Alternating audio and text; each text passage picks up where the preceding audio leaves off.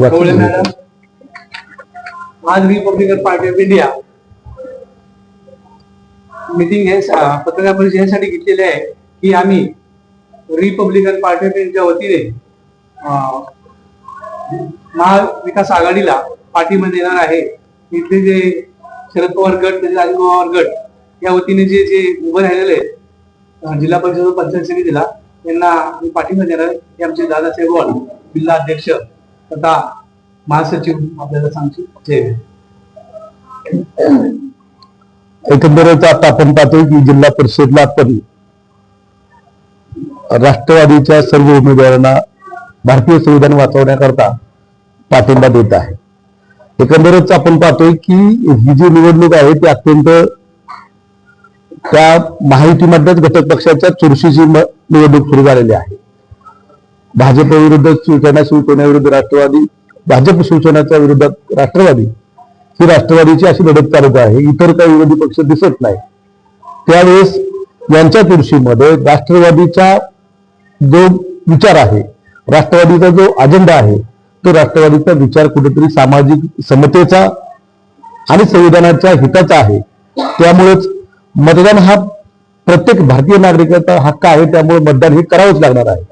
त्यामुळे आम्ही या चुरशीच्या मतदानामध्ये राष्ट्रवादीच्या जी काही युती आहे, दोन्ही राष्ट्रवादीच्या, त्या युतीला रिपब्लिकन पक्षाच्या संविधानाच्या रक्षणासाठी पाठिंबा देत आहे. याच्यामध्ये आपण पाहतोय की सातत्याने संविधान विरोधी घोषणा या भाजपकडून केल्या जातात. संविधान बदलण्याच्या घोषणा केल्या जातात.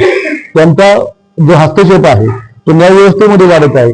अशा वेळेस अजितदादांच्या विचाराच्या जो राष्ट्रवादी आहे, शरद पवारांच्या विचाराची जी समानता, सामाजिक समानता मानणारे राष्ट्रवादी आहे, हीच राष्ट्रवादी खऱ्या अर्थाने संविधानाचं रक्षण करू शकते. म्हणूनच आंबेडकरी अनुयायांच्या सर्व जे काही रिपब्लिकन पक्षाच्या मध्ये जे काही सर्व समाजाचा तो घटक आहे, या घटकाच्या मतदारांनी राष्ट्रवादीच्या उमेदवारांना मतदान करावे, यासाठी आजची ही प्रेस आहे. त्याच्यामध्ये आम्ही ज्या खेडगटामध्ये राहतोय त्याच्यामध्ये कामेश कांबळे हे उमेदवार आहेत. या कामेश कांबळे यांच्या उमेदवाराला सुद्धा आमचा संपूर्ण खालच्या गणाच्या आणि गटाच्या उमेदवाराला पाठिंबा असणार आहे. कारण इथल्या जो पूर्वीचे जे उमेदवार आहेत त्यांनी सातत्याने पूर्वी कोंढव्यामध्ये निवडणूक आणि आज त्याच्या अगोदर बनवासवाडी गटामध्ये हे उचलून जिथं आरक्षण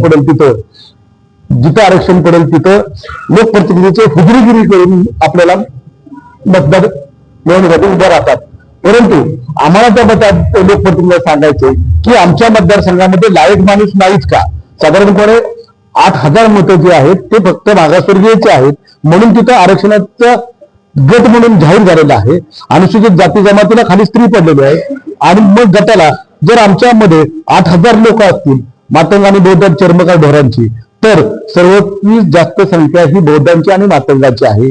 मग तिथं आमच्यामधील एकही मातंग लायक नाही, एकही बौद्ध लायक नाही. आणि मग आम्हाला जर उचलून उमेदवार दिला जात असेल तर कामेश हा घरचा उमेदवार आहे, आमच्या रक्ताचा उमेदवार आहे. त्यामुळे त्याला जबाबदारी ही आमच्या सर्व मागासवर्गीय बांधवांची असेल. एकंदरच आता जे काही दोन्ही गटाचे आणि गणाचे उमेदवार आहेत, हे दोन्ही आणि गट आणि गणाची उमेदवारी हे ज्यावेळेस मेडिकल कॉलेजच्या इमारतीची ज्यावेळेस पाडायला सुरुवात होती त्यावेळेस तिथलं भांडार कुणी तोडलं, यासाठी त्या रिपब्लिकन सेनेला तो काय त्याचं नाव उभाळे त्यांनी आंदोलन केलेलं होतं. त्यांनी त्या तत्कालीन आमदारांच्या विरोधामध्ये मी स्वतः त्याबद्दल आंदोलन केलेलं होतं की हे भांडार चोरलं गेलं. त्याच्यामध्ये पंचतारीख म्हणून विधानसभा परिषदेमध्ये प्रश्न उपस्थित झाले. आणि अशा उमेदवार आम्ही कृष्णानगर खेडवासी स्वीकारणार का? खेड, कृष्णानगर आणि ज्या बाकीची गावं आहेत ती क्षेत्रमावली आहे, सोनगाव आहे, त्यांनी सर्व मागासवर्गीयांना डावलून एक बाहेरचा उमेदवार आयाती आलेला उमेदवार आहे त्या उमेदवाराला देण्याचं आमच्यावरती लादण्याचं काम केलं आहे. त्यामुळे आम्ही त्या आमदार साहेबांचा निषेध व्यक्त करतोय. आणि लादलेल्या उमेदवाराच्या पेक्षा आम्हाला आमच्या घरचा उमेदवार, जो घरातला उमेदवार आहे, आमच्या समाजाचा उमेदवार, आमच्या रक्ताचा उमेदवार आहे, तो आम्हाला चालेल. मतदान प्रक्रियेला 2 दिवस झाले, 2 दिवसापूर्वी पाठिंबा जाहीर करतात, याच्यामुळे कारण काय असेल? एकंदरीत काय होते, आपण राजकारणाचा हा दिवस आहे आणि मागच्या काळामध्ये जे अजितदादा यांचा देहांत झाला, त्या अजितदादांच्या देहांतामध्ये आदरांजली वाहण्याकरता रिपब्लिकन पक्षाच्या वतीने संपूर्ण महाराष्ट्राच्या वतीने आपण आदरांजली वाहिली. पण त्यानंतर जी काही प्रचाराची रणधुमाळी सुरू झाली त्यानंतर सगळ्या गोष्टीचा बारीक विचार करून आपल्याला या देशामध्ये आज जी मतदानाची प्रक्रिया पार पडते संविधानाच्या मुळे पडते आणि संविधानाचं जर रक्षण करायचं असेल तर पूर्वीपासूनच आम्ही रस्त्यावर उतरणारे कार्यकर्ते आहे.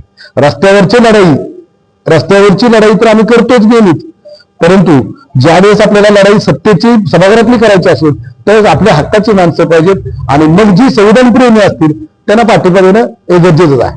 एवढी सुशील विचारसरणी तुमची असताना तुम्ही फॉर्म पण भरला आणि आता शेवटच्या दिवशी पाठिंबा देताय. आता हे जे फॉर्म भरला आणि पाठिंबा देण्याचा आज आम्ही फॉर्म भरल्यानंतर फॉर्म विड्रॉल केला मी, परंतु विड्रॉल करत असताना माझ्या कौटुंबिक कारणामुळे विड्रॉल केला, कारण माझे मिसेस गेल्या वर्षी पण लढल्या होत्या आणि त्याच्या वेळेस मी आता मध्ये आमदारकीला पण लढलो होतो.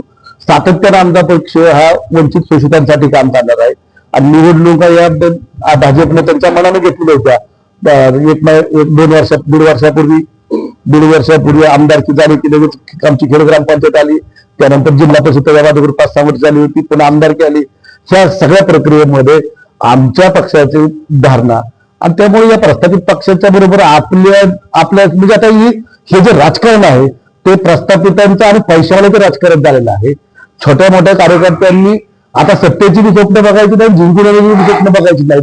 हे माझ्यासारख्या 20-22 वर्ष काढच्या येत असलेल्या कार्यकर्त्याला माहिती आहे की आता ते आपलं काम राहिलेलं नाही. एकतर तुम्ही मगाशीच मी म्हणले, एकतर तुम्ही हुजरेगिरी करा, तिकीट मिळवा, नाहीतर कुणाचे तरी तळवे चाटा, मग उमेदवारी मिळेल. आणि अशा प्रकारे कुणीही मग आता कुठेही कुणी आता बघताय तुम्ही इकडचा उमेदवार तिकडे येतो तिकडचा उमेदवार इकडे होतो. लायक माणूस आहे का नाही, तुम्ही त्याच मतदारसंघातलं आहे, आपण लायक नाही का हे मी आपल्याला विचारतो. पण इतक्या उशिरा दिलेला पाठिंबा तसं ठरेल का, काय वाटतं तुम्हाला? आपली जी मतं असतात ती आपली मतं जी असतात ती विजयाची मतं असतात. ती आज तुम्ही बघितले की जे काही आपल्याकडे 200, 300, 400-500 मतं असते तीच विजयाची मतं असतात ती. आणि त्या माणसांच्या आपल्या जे काही समाजाच्या लोकांना वाटतं की बाबा कुणीतरी आपला काहीतरी निर्णय घेतो, आज जे कुणीतरी येईल म्हणून कुणीतरी कुणाची वाट बघत असते, त्याच्यापेक्षा आपल्या नेत्यानं सांगितलं जी काही आपली ऐकणारी जी काही प्रत्येक गटामध्ये गाण्यामध्ये काही जे 100-200 मतं असतील किंवा 300-400 मतं असतील ती विजयाचं चित्र पालटू शकतात. त्याला 2 प्रश्न आहेत. पहिला आहे की तुम्ही विरोधकावर हल्ला केला तर तो काय निर्माण करत होते त्याचा तुम्ही आरोप केला. अशा उमेदवारांना मतं लोक देत नाही हा त्यांचा प्रश्न होतो. तर लोकांनी त्याचा आरोप केला शेवटच्या मोमेंटला, त्या अर्जामध्ये तथ्य सांगा. आणि दुसरी गोष्ट, तुम्ही कामेश कांबळेंना ज्याचा पाठिंबा दर्शवता, कामेश कांबळेंचे असे काय गुण आहेत की जेणेकरून त्यांना लोकांना मतं द्यावी, समाजाचा त्याने काय फायदा होणार? त्या 2 प्रश्न विषय काय येतोय की आपण अगोदरच डिक्लेअर केलंय की संविधान रक्षणासाठी आपण राष्ट्रवादीच्या जिल्ह्यातील सर्व उमेदवारांना पाठिंबा देतो. सर्व उमेदवारांना पाठिंबा देतो. राष्ट्रवादीच्या अजित पवार गटाचे आणि शरद पवार गटाच्या सर्व उमेदवार जिथे उमेदवार आहेत त्या सर्व उमेदवारांना आपला पहिला पाठिंबा सरसकट. आणि तुम्ही भांगार फिरोजाचा जो विषय मांडलाय त्याचे आंदोलन मी केलेलं आहे कलेक्टर ऑफिसच्या समोर. त्याचे आंदोलन काही लोकांनी इथं पीडब्ल्यूडीच्या हे जे एज्युकेशनचं गेट आहे, मी आता मगाशीच उबाळे साहेबांचं नाव घेतलं, जे आता रिपब्लिकन सेनेमध्ये आहेत, त्यांनी 3-4 दिवस तिथे बसले होते. त्यानंतर पंचायत कार्य प्रश्न म्हणून विधानसभेमध्ये 2 वेळा तो प्रश्न शशिकांत शिंदेंनी निलिमाताई विधान परिषदेमध्ये मांडला. त्यावेळेस निलिमाताई गोरे जे आहेत आपल्या सभापती होत्या, त्यांनी तो प्रश्न लिखित घेतला होता, त्याच्यावर चौकशी सुरू होती. परंतु आता ही सत्ताधारी असल्यामुळे चौकशी घेतलेला आहे, हा विषय तर सत्यच आहे. आणि भंगार तिथलं चोरीचं गेलंच नसेल तर येणाऱ्या काळामध्ये त्या आता जे काही लोकप्रतिनिधी आहेत त्यांनी त्याचा लिलाव झालेला तर कुठेतरी दाखव. ते बघा भंगार एवढं इथं शिल्लक होतं, बेस्टॉक रजिस्टरला आम्हाला 1-2 टन भंगार होतं आणि त्याचे 2 रुपये आमच्याकडे जमा येतं हे दाखवावं. चोरलेलं हे सगळ्यांना माहिती आहे. आणि त्या इमारती इथं हे जे इरिगेशन डिपार्टमेंट होतं त्याच्या असंख्य इमारती ह्या RCC इमारती होत्या.